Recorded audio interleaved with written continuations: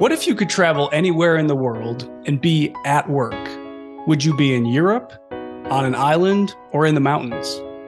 In this episode, we get to talk with Frances Nuar, who's building a business that allows her to travel while she's working. Let's dive in so that you can learn how to do the same. Are you a working professional but struggling to balance the workload of your career, family, obligations, and preparing for your financial future? If so, this podcast is for you. You've spent years learning your craft, and now it's time to focus on your financial future. This podcast will teach you what you need to retire wealthy and happy. Let's dive in.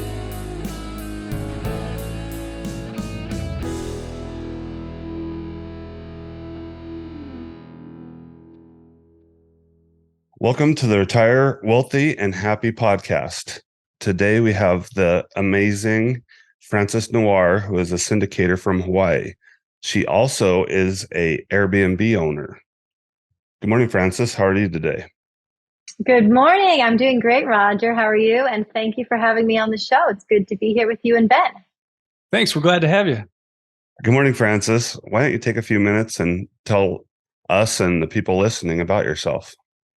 Awesome. Thank you so much, Roger. So my name is Frances Nuar. My company is Beautiful State Investments.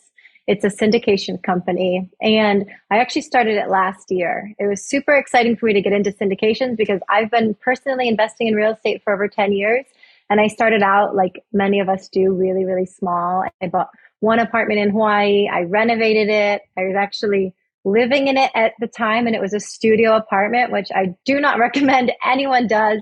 No matter what, pitch a tent somewhere. Do not live in a place that you're renovating. It's awful. And just over the years, I finally discovered mentorship and learning from others. And through that, I discovered the power of teamwork. And it's so cool to see you three building this podcast together and building your business together. Because to me, everything changed in my life when I realized the power of partnerships, of mentorship. And so that's a little bit about my story, and I'd love to share more. That's cool. I started out my first investment property as a 4-bedroom, 1-bath, live-in flip with one person. You started out in a studio. Mm-hmm. When you did that, did you actually have any construction knowledge or any background in that? Oh, no. And it wasn't even on my radar that I should maybe have some knowledge or know something or even get any contacts in place in terms of contractors or recommendations. I mean, I was as green as they came. I probably met, more than my share of con artists in terms of contractors and people who said they could do something and couldn't, which I was, found out I wasn't the only one that has ever happened to, but it was definitely a huge learning experience, even from having to fire contractors to sending different people off the job to bringing in new people to going way, way, way over budget. And I say over budget, I didn't even have a budget. So none of the things that any of us, now that we have a combined, I'm sure, 30, 40, 50 years of experience here, none of us would even think to do or not do these things. And yet you don't know what you don't know. So I just dove right in, buying this place, renovating it, and having just absolutely no idea what I was doing. It was funny to think about how ignorant I was and how I just thought I could figure it out. And ultimately did. And however, I really have to applaud the people who are listening to this, because anyone who's taking the time to learn real estate, especially as they're first diving in or before they dive in, to me, they're eons ahead of even where I was 10 years ago. So I really commend people who are taking the time to learn. That's awesome. Frances, you mentioned that your company is doing syndication stuff now. Do you want to talk a little bit about what that looks like to you? Yeah, absolutely. So the reason I was excited about syndications, like I said, is because to me, it's a way to grow bigger, faster, and together, and to really bring in different strengths from different people. So similar to how you three are doing your podcast together and businesses together, and you each pull in your different strengths. To me, syndications were so exciting because I can bring my experience in real estate. I can share education on real estate and partner with people who are doing other things in the syndication business. So I'm specifically right now doing syndications in multifamily and also in the short-term rental space. So I actually sold my personal Airbnbs in Hawaii last year to dive fully into this. And that was something actually as well A lot of people ask, oh, what happened during the pandemic, during COVID to your business? And I was actually hit really hard. And the reason I was hit so hard is because all of my business was in Hawaii at the time. And so with travel being almost stopped, there was nobody booking anything. And so I offered it to first responders. I had a couple of nurses come stay and things like that, but not being paid for it, just trying to give back in any way I could. But it was definitely a really challenging time for my business. And that's what made me dive into educating myself even more on real estate. That's how I found out about syndications and just dove in, took courses, learned from people who've been doing it for 20 plus years, and decided that this was a great avenue to be able to not just diversify, but help other people with an investment strategy that I wish I had known 10 years ago. When we look back, it's like, oh, if I had known then what I know now, what could I have done? And it's like, you know what? I'm so proud of myself for starting whenever 10, 15 years ago, whenever it was. And I'm so excited about the opportunities that are coming up because I believe there's going to be greater and greater buying opportunities in the next couple of years, especially in the multifamily and short-term rental markets. So to be able to educate investors on these strategies, bring them into these opportunities, to me is super exciting for literally everyone involved. I love talking to investors. I love talking about real estate. So it's such a win-win-win for me. Frances, I appreciate you sharing that. And it's interesting. You and I have a bit of a similar story because I started out buying my own rental properties and I actually sold all my personal stuff because I realized there was a better way to do things. And I think that's something we should pull out of this conversation is that there's many ways you can invest in real estate, but you can generally produce a higher rate of return if you do it with a team because the team is able to accomplish a much greater thing. Obviously, because you got economies of scale and different skill sets that help accomplish that. So I think it's awesome that you're doing syndication, and something for our listeners to be thinking about is, do you want to do it on your own? And there's a lot of risks and challenges that go along with that. Or do you want to invest in real estate with a team in some manner? Because there's a lot of benefits that come with doing it that way. So thanks for sharing that. Yeah. And I love that you also love this team aspect because to me, and we have so many examples in life. Look at LeBron, what just happened, right? He was able to score, I don't know the numbers, but I saw number 38 or something. So edit this part out because I have no idea about anything about basketball except that I know that he broke a world record of something. He hit a big milestone. Yeah, exactly. And he had his team behind him every step of the way, right? And so I feel like in everything, whether it's in personal relationships, Ben, you mentioned you're married with kids, like, it's easier to have kids when you have a partner, and so everything in life is easier when we have teammates. And so I think real estate is no different. And it's like, what do you want to bring to the table? It's that zone of genius that so many people talk about. What are you great at? What do you enjoy the most? And what part can you bring to the table? Because, and I know a lot of this conversation is also about passive investing. To me, any investor who's listening to this to actually figure out for themselves, do they want to be more of a passive investor and in what things, or an active investor? Because active investing, as we all know from experience, it sounds like is a job and requires so much learning. And you either learn it the hard way, like I personally did, spending way too much. And actually, Roger, I did want to ask you, how much was that first place you bought, that 4-bedroom? It was in 1997 in West Jordan, Utah. It had a full acre of horse property, and it was $97,000. Amazing. Incredible. Okay, so I know that was some time ago. I bought my first place in 2011, and it was just over 100,000, 112,000 for a 375 square foot studio. Wow. Wow. So that's also something so interesting to me when we're talking numbers, right? And so again, talking about diversification, in Hawaii, what I can get for 100,000, and you can't find any studios now for 100,000. So again, looking back, wishing I had bought more, gone bigger, gone faster, right? So it's all those things now. And so I actually think that anyone listening to this episode now is in such an incredible space and opportunity, because what was happening in 2008, 9, 10, 11, when we were buying properties at a discount, we were finding those, we're going to have those buying opportunities again. So those of us who are educated are going to be able to exponentially grow our wealth and the wealth of our investors by making really smart choices and by making really smart investments. So to me, it's very exciting. Sure. One of the things that I'm really focused on right now is the short-term rentals. With the prices of Mm-hmm. houses here locally, it's just impossible to buy and rent and really make much return. You'd have to hold on to it for a long time. So combining short-term rentals in Hawaii is the best of both worlds colliding. Uh, Mm-hmm. for our listeners, we've gone through a few foundational episodes in the beginning that talk about syndications. But Mm-hmm. what does an Airbnb syndication look like for you? Like, describe it to, a lower level so that all our listeners can understand. And how big is that? How much money do you think you're going to want to raise? How many properties does that include? So really dependent. So I'm actually in talks right now with a couple of different partnerships, which would be people who are doing short-term rentals on much bigger scales. So again, each of us bringing our unique skill sets to the table. To me, the advantage of, and it would actually be more of a fund than a syndication. So just to provide some clarity around that. So I would create a fund for short-term rentals for my investors to be able to invest in short-term rentals without the active side of things, which it sounds like we all have experience in. So again, if you're actively doing a short-term rental, of course you can have higher returns than a long-term or than anything else.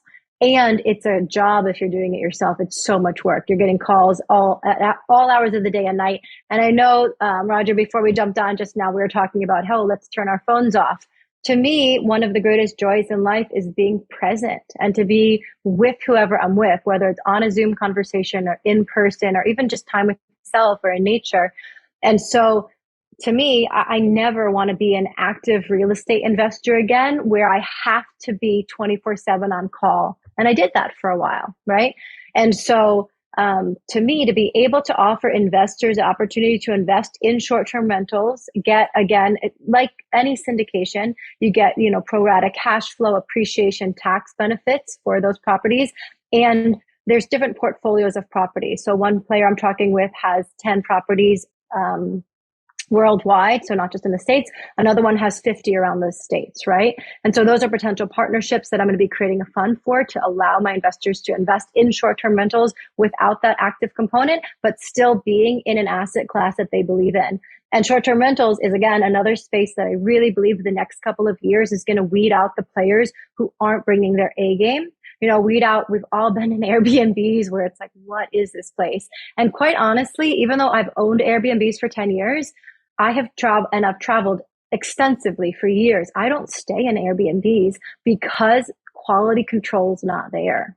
And so even Airbnb itself, I think, is going to have some huge competitors in the space for prime, 5-star Airbnbs because people want that. And I don't want to go to a 5-star rated Airbnb and they don't have nice linens and just small. Some people might think are small things, but I love really nice things. And so I want to know what I'm getting.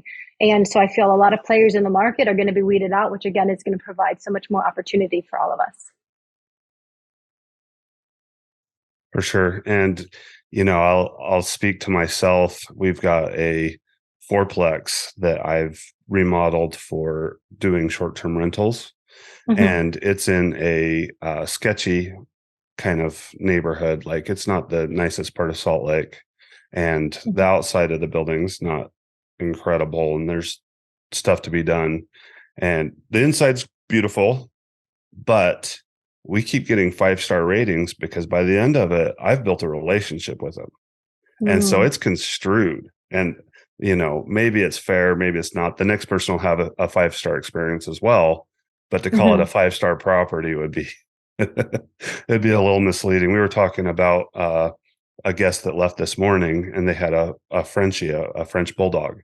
And so I got to meet them and their French bulldog. And there's no doubt in my mind that, because we both have French bulldogs, that we're going to get a 5-star rating. So I think there's a lot of truth to what you said about a true 5-star experience.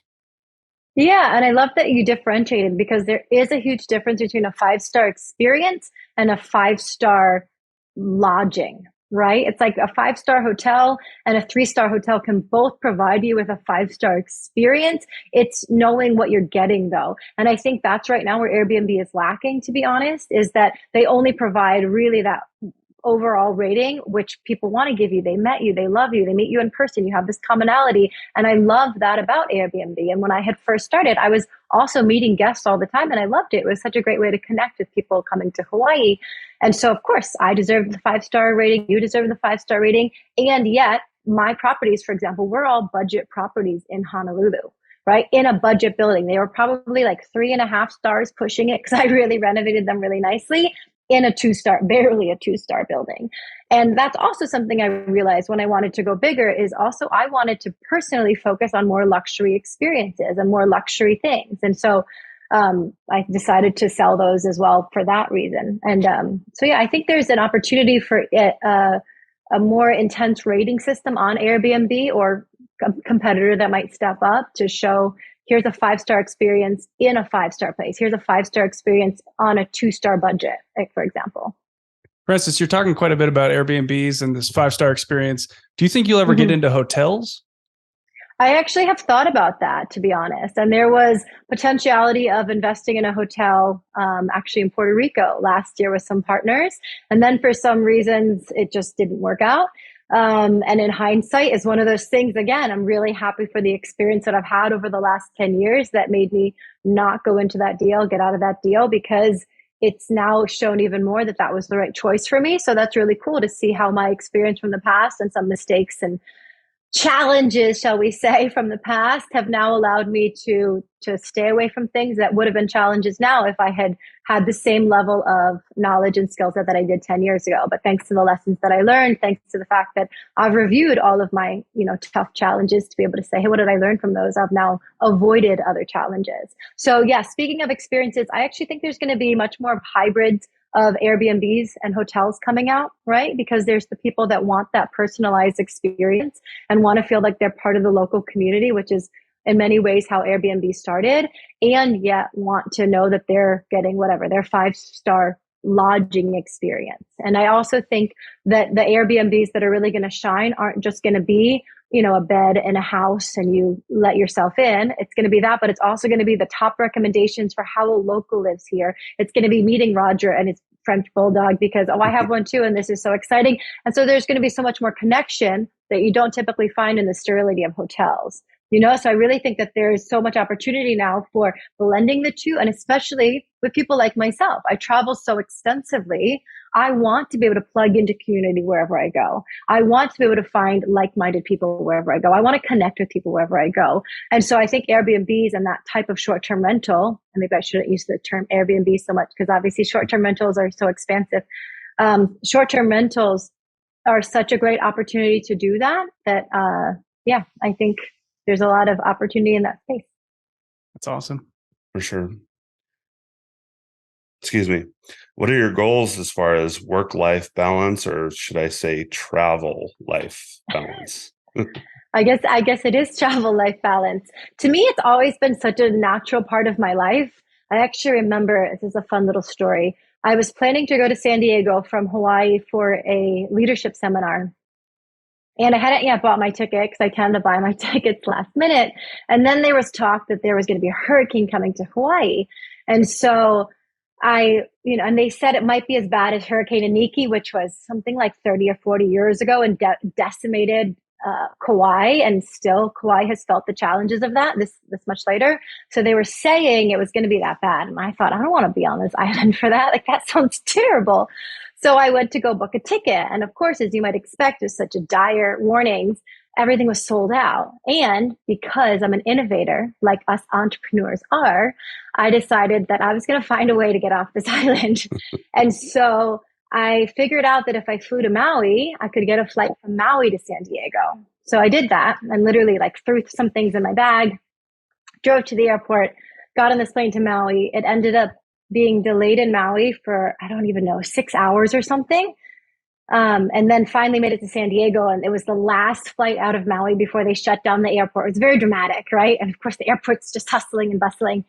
And when I get to San Diego, I go shop to get a few things because I had packed so quickly. It was literally like buying the ticket. Oh, it leaves in 30 minutes. Okay, I got to leave to the airport right now. I went to buy some just items that I needed for my trip that I didn't have with me. And the guy checking me out, some kid in college, is like, oh, you're here on vacation in San Diego. And I remember looking at him like, wait, what? I was so confused. It just didn't quite register. What do you mean, am I on vacation? And then I realized, wow, like how fortunate am I that I can literally take off at any time I want and go anywhere I want, because that's the life that I've created for myself, where I've been my own boss since, I don't know when, 2011. And through that, I've had complete freedom to go where I want and do what I want. And actually, one more fun story from that specific trip. I was actually supposed to close on a property that next week in Hawaii. And because I had flown out, I didn't sign. And so I had to sign. And so another opportunity for innovation, I had the notary come to my hotel in San Diego so I could sign the paperwork, because it had to be wet signatures.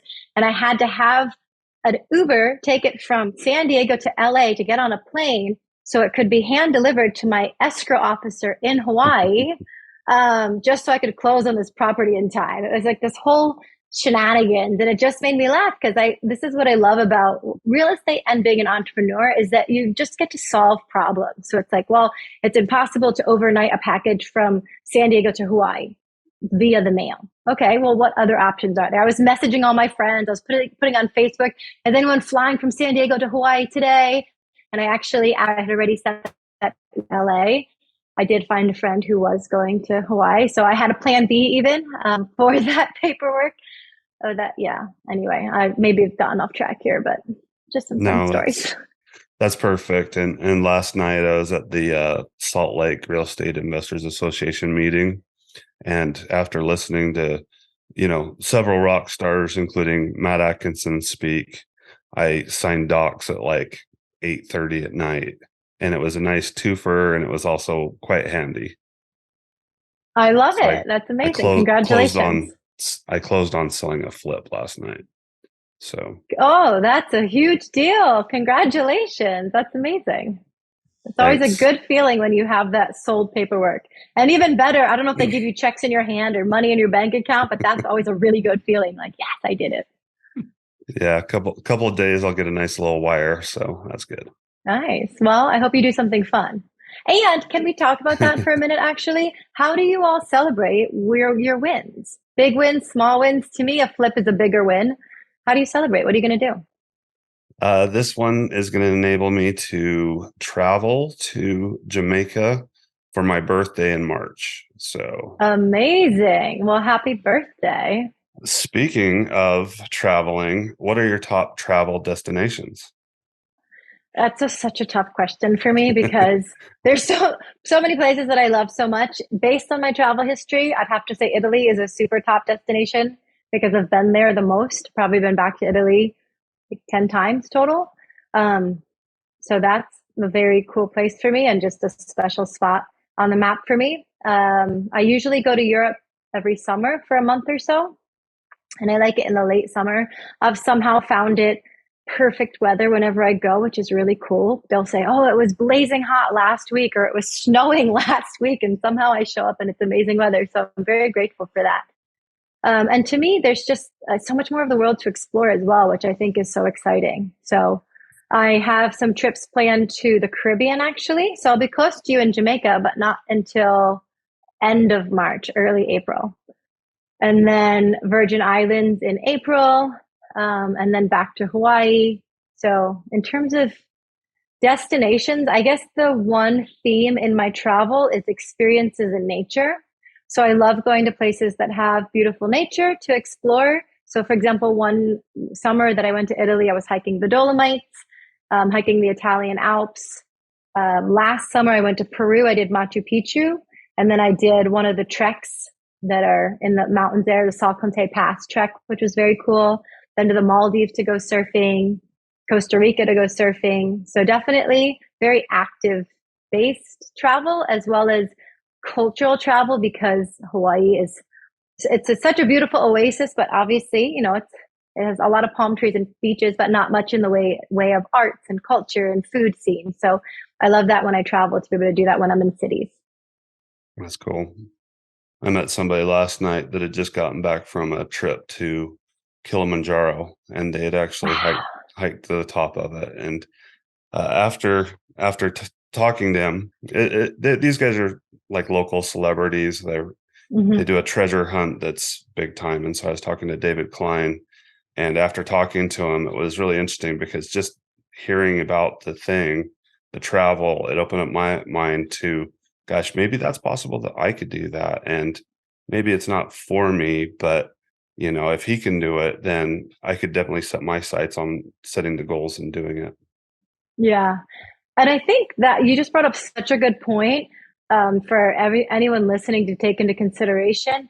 There's so many ways that we can be inspired, right? And so it's like listening to podcasts or talking to people that are doing really cool things. I know that I'm constantly surrounding myself with people that inspire me, as well as consuming content that inspires me. And it's like, oh, if they've done it, so can I. And one of the questions that I've really recently started asking myself more and more is it right for me? Do I want it? Right? Because sometimes people look at my life and they're like, oh, I wish I could travel like that.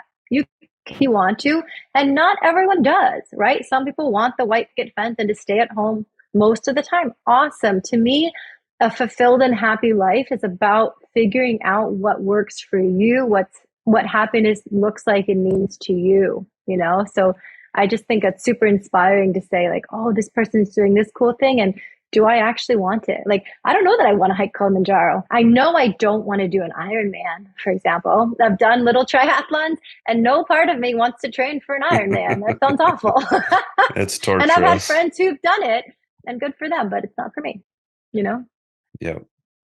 All right. Well, we're getting down to the end of our podcast. Hey, Roger. Is there anything else you want to? I got a bunch more questions. Well, you've got a big one that's coming up. I got several. I'm not ready for it yet. This is slightly a different topic, Francis, but one of the purposes we're trying to do with our podcast and for our listeners is to talk about different types of investing or passive investments that they can utilize to achieve a lifestyle like you're talking about here. And one of the things I saw when I was doing some research about you is that you've got experience with private lending.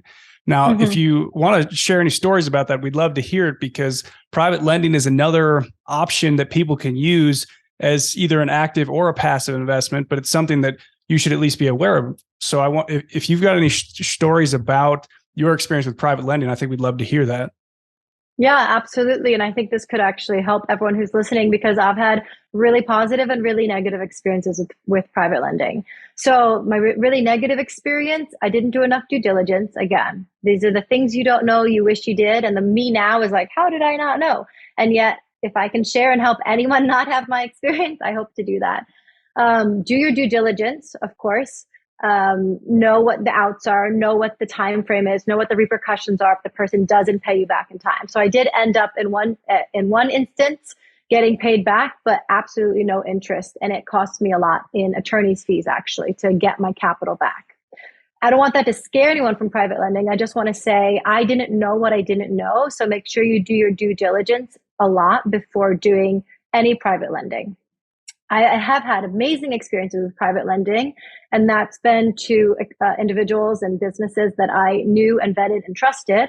And basically, I knew the projects they were working on. I knew how long they'd have the money. I knew exactly what my return would be. And it was such a simple, easy experience to wire whatever, 50,000, 100,000, and know, okay, I'm going to get the money back within 6 months, within a year, whatever the agreed upon time was, with a minimum of, X amount in terms of percentage and in terms of return on investment. And so I've had really great and really negative experiences, with the caveat being due diligence, of course. That's great. Thank you for sharing that. It's definitely something that can help us as an investing strategy, because it's a great way to get passive income, but there's definitely challenges that you need to address upfront so that if anything comes up, you can deal with it appropriately. Yeah. And to be totally honest, really quickly, because this is something, again, I look now and I think, oh, how did I not know this? I was, what is that saying? Penny wise and pound foolish, or the opposite of that one. What is it? Penny wise? Yeah. That's right. Penny wise and pound foolish.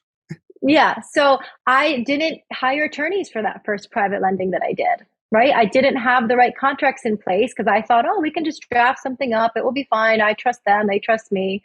And ultimately, obviously, that wasn't enough. And so to me now, to spend the money to have the attorneys draft it, to have the attorneys review it, to make sure all, your ducks, your I's are dotted and T's are crossed, whatever that is, your ducks are in a row. It's a lot of great things. Whatever it is, to make sure you're protecting yourself, right? And that way, it can be that seamless and easy, and you don't have to worry about things. That's great. Thank you for sharing all of those helpful tips. I want to change topics for a second here. I was preparing for our interview today. One of the things I found about you on your social media is you say, "I empower women." And before I ask my next question, I want to add, first of all, that we are all glad that you're a real estate investor. And I think you're setting a great example for everybody. So I want to ask this question, though, that if we have people listening that might be able to relate to your experience and to try to give them courage to overcome any challenges that they might be facing. So my question to you is, have you experienced any challenges investing in real estate as a woman? And if so, how did you overcome those? That's a great question. And yes, the answer is yes. And I think overcoming them has been as I've grown into who I am. And it's taken time, right? Because to me, how we show up in anything is how we show up in everything. And so as I've developed more courage and confidence in myself, it's shown up more in business, of course, and in real estate especially. So that very first flip that I talked about doing, I didn't even fire my first contractor. I literally had a friend / subcontractor fire him for me because I didn't know how to do it, And so I leaned on somebody else's. I was resourceful. I leaned on somebody else's strength and experience at that time. And I remember quaking, this guy's yelling at me, telling me I'm a bitch because he's not fulfilling his contract. And I'm like, I got to get rid of him. And my friend's like, okay, I'm going to help you do it. I'm going to help you. But I've also had people say to me, oh, you're just lucky because you're a woman, or you get this because you're a woman, and make very sexist remarks. And when I first started in real estate, I didn't know how to speak up to that. And now I do. And now actually, I guess I should say when I've showed up differently, people have stopped saying that. And so to me, if anyone is feeling sexism, to me, I see everything as a reflection of who we are. So it's easier for me now to look back and say, oh yeah, I just didn't know who I was. And that's why I was attracting that kind of energy. At the time, I didn't have that language or realize that. But I really believe that anything that comes into our lives, positive or negative, is our reflection of what we're putting out into the world. So at the time, I had such little confidence when I first started. I had no idea what I was doing. And so I was attracting people who saw that, right? And then as I grew, as I learned, as I invested time and money and resources in myself and in learning, that fell by the wayside, because I don't believe there's any advantage or disadvantage of being a man or woman in anything. I think there are actually huge advantages of being a woman in real estate because of the perspective that we bring. And not that men can't have that same perspective, but because women tend to look at things both creatively, and if you're like me and have the mind for investing, we can bring in both of those sides. So to me, that's what I love about real estate, is that I can really use both sides of my brain. I can use the creative side, and I can use the numbers and reasoning and rational side, which is super exciting to me, right? So for example, I can have a project where, of course, the numbers make sense, or it's not going to be an investment. And also I can know, we're going to do this really cool thing here, and we're going to do this cool thing here. And what I also love about business and real estate in general is that you can create so much impact with your work and with what you're doing in your business, not just in the end to say I'm going to donate this much per year to charities, but also as you're going along, as you're educating. And one of the things that I'm passionate about is education. And so to me, I'm giving back to programs and educating on real estate and mindset, because to me, those are the two biggest things. If I can show people their power and what they're worth and what they can do, and spark creativity in them, especially in women, to have confidence in themselves, to know who they are, to know what they're about, then to me, that just expands, and those flames are lit and just expand and expand and expand, and really make everyone's lives better, everyone whose lives they touch. A lot of great points in there, Frances. And just to be clear, we are super glad you're in real estate investing, and we think all women should be involved in real estate investing and investing in general, because everybody, regardless of who you are, is able to do these things. And you brought out a lot of great points about educating yourself and getting confidence, because you're able to do it if you're willing to put in the time, is what I took from what you said. Is that a good summary? 100%. Yeah. That we all have it within us. It's just a matter of deciding that that's there for ourselves. And then whatever avenue of real estate you want to go in, educating yourself on that. And there's so many resources available. This podcast being one of them. Thank you. Thank you. All right, Frances, now it's time for the final four. These are questions we like to ask every guest on our show. So without further ado, let's jump into these final four questions.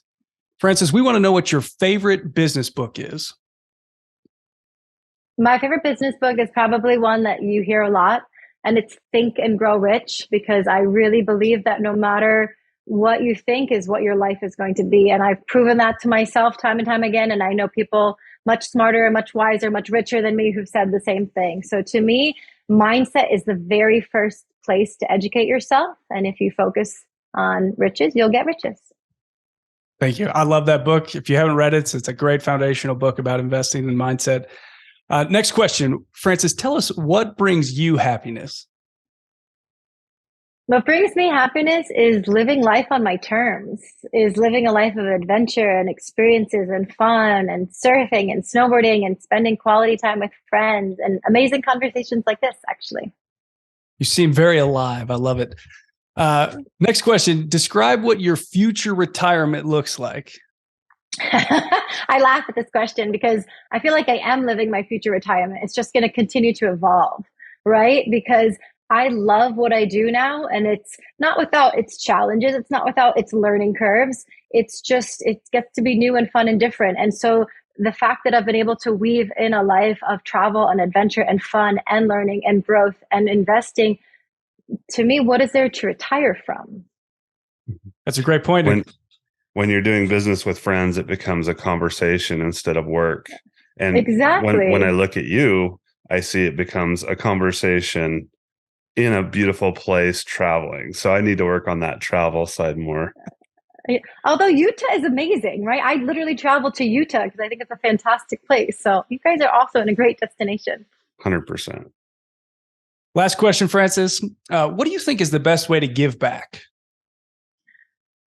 To me, the best way to give back is to start where you are with what you have. So whether it's time or money or talent, whatever it is, to be able to give from where you are. And I like that analogy of, especially with money, for example, if you don't give $1 out of $100, you're never going to give 100,000 out of 1,000,000.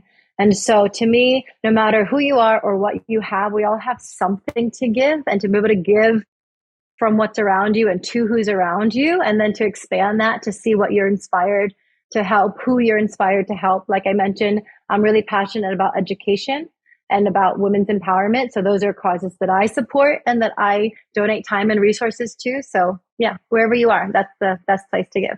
That's awesome advice. Thank you. Frances, we really appreciate you being on the show today. Can you tell our listeners what would be the best way to be in touch with you or find you online so that we can expand your network as well? I appreciate that. Thank you. So you can find me online at my website, which is beautifulstateinvestments.com, as well as on those same handles on Instagram and Facebook, Beautiful State Investments. And we'll make sure to have all those links in the show notes for everybody as well. Perfect. Thank you so much. It's been such an honor being with you today. Yeah, thanks so much for joining us and telling us so much about your story. Thank you. This has been so fun. We appreciate you being on here, Frances. It's been wonderful. All right. Cool. And to wrap up. Thank you. Thanks for joining us. Wait till I finish my sentence. Thanks for joining us on the Retire Wealthy and Happy podcast. See you next time. Yay! Yay! Aloha! Hope you got value from this episode. And if you have a minute, then take the time to leave an honest written review for the podcast, because we take those reviews seriously and it'll help us serve you better on the next episodes. And most importantly, be sure to start taking action so you can control your financial future today.